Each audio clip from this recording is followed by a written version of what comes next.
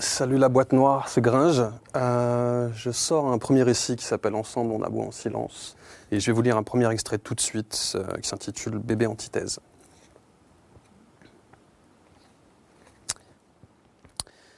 Nos parents ont mis au monde la parfaite antithèse. Bébé tout sourire contre bébé pleurnicheur. Enfant, on le trimballe partout. Mon frère s'endort exactement là où on le pose. Quant à moi, c'est une autre histoire. Il faut que je tombe de fatigue, épuisé de chialer, pour daigner m'assoupir sur les genoux des copines de théâtre de notre mère. Je suis colérique, précieux, angoissé. Thibaut, lui, lèche les plaquettes de beurre et franchit les barreaux en fer de son lit pour dévaler à quatre pattes les marches de la maison. Adorable mais frondeur. Dans les manèges, il se penche aux trois quarts pour choper la queue du Mickey. Et moi, je louche de travers sur les enfants qui l'attrapent en reniflant ma morve de frustration.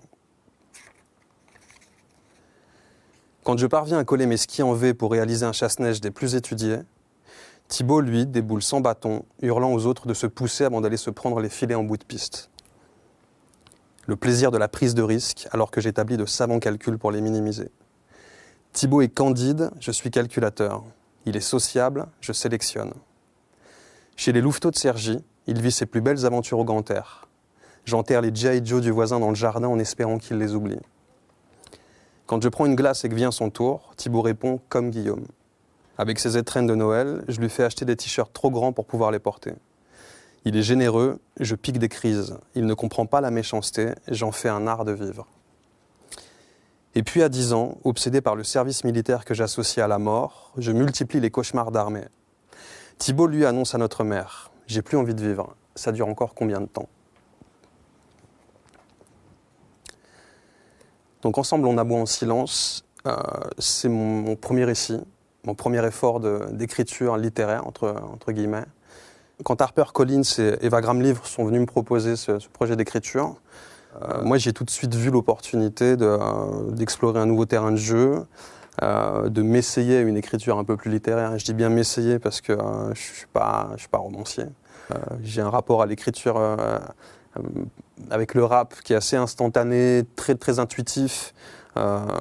Et là, par rapport à ce bouquin, il a fallu que je sois plus synthétique que d'habitude, que je garde une vue d'ensemble.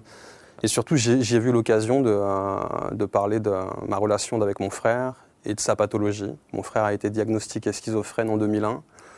Et du coup, j'avais envie de parler de mon frère, mais sans en faire une bête de foire. C'est-à-dire que je ne voulais pas aborder la schizophrénie d'un point de vue médical, surtout pas. Je ne voulais pas faire un bouquin préventif.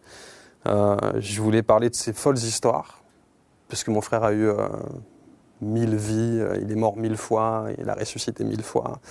Il a une vie assez incroyable et c'est quelqu'un d'assez fascinant. Du coup, voilà ce qui m'intéressait de faire, c'était d'essayer de pénétrer les secrets de son monde intérieur avec son accord, si possible. Donc pour ça, il a fallu que je le questionne, que je l'interviewe et que j'essaie de reconstituer pièce par pièce le puzzle de son histoire. Et puis la nôtre aussi. C'était une manière de me revivre, d'écrire ce bouquin. Voilà. On aboie en silence, fait partie de la rentrée littéraire et j'en suis très fier. J'espère que ça vous touchera aussi. Et salut la boîte noire.